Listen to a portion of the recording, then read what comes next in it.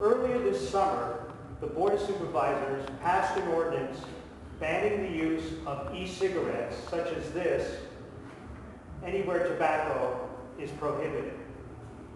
If you look at item C under preemption at the top, it says this article shall not affect any laws or regulations regarding medical cannabis.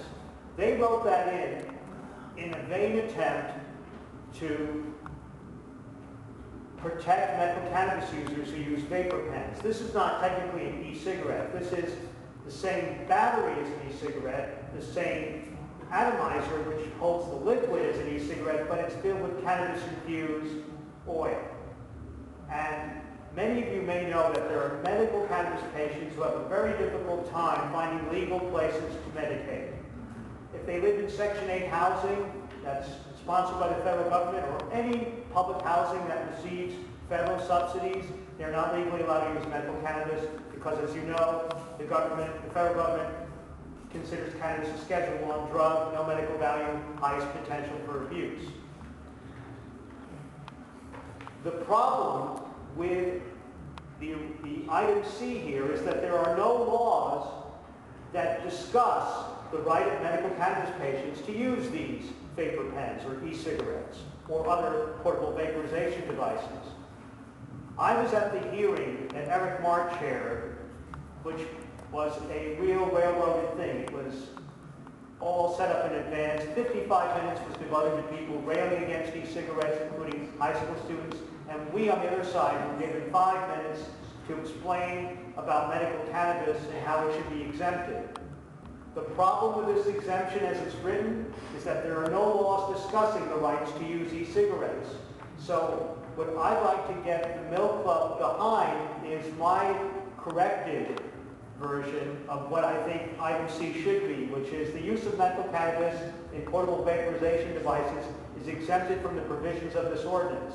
So what happens if you're caught using one of these in a no tobacco zone area? It's a $100 fine, and many medical cannabis patients are limited income and cannot afford that. So I'm asking you for two things tonight. I'm asking you to support our goal of changing item C in this ordinance, and I'm asking you to help us find people who we can take to, hopefully a sponsor of the Board of Supervisors, to show them that this law is negatively impacting people.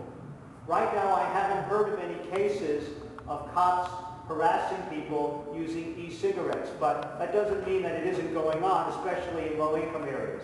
In the Tenderloin and in Bayview, the rate of arrest for marijuana consumption is way higher than anywhere else in the city. Even when they're medical cannabis patients, I can give you testimonials from people who showed the cops their medical cannabis recommendation and still had their cannabis taken away from them and were arrested. And it's mostly a function, I think, of where they were at the time. So I hope that the club will get behind this, and I put down my phone number, email, and name, so if you can alert me to people you know who have been wronged by this ordinance as medical cannabis patient users, then I think we have a more compelling case when we go to the Board of Supervisors and say, hey, this is really affecting real people. It's not just a law that's not being enforced.